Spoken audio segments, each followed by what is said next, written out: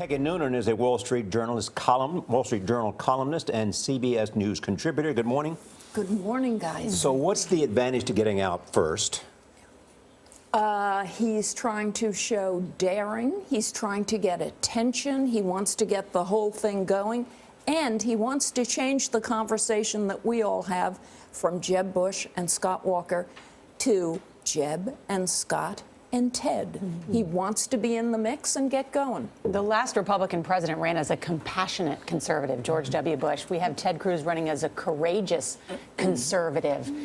Are there concerns about Jeb Bush, do you think, within the Republican Party?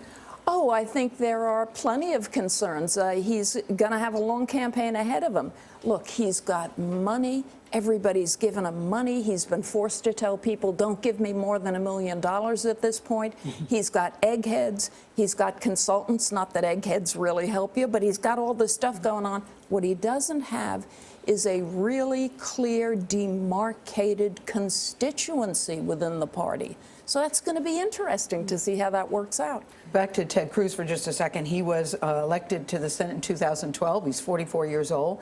Does his age and experience work for or against him? That's interesting. I guess it gives him an air of freshness, and yet he doesn't seem like somebody who's been only a few years on the national scene, because he's made it a point to be in everybody's face for the past few years and to be a very vivid and controversial character. So you have a sense he's been there for a while. But yes, this is a young man who's a first-term senator, and so it's unusual. And some people would argue it worked for Barack Obama, who was about the same age. There was that obscure fella who came from nowhere in 08. He also has an instinct for the spotlight.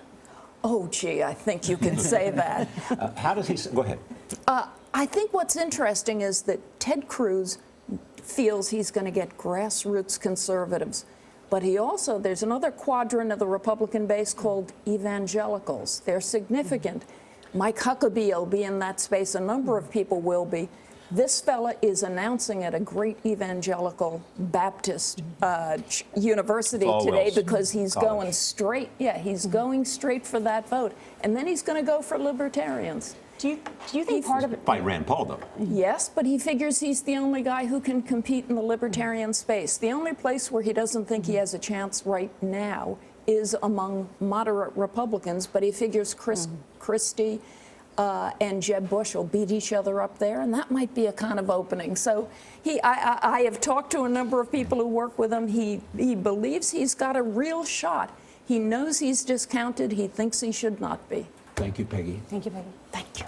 We'll expand upon this conversation tomorrow when we talk to Senator Cruz right here in Studio 57. He'll be here at the table tomorrow.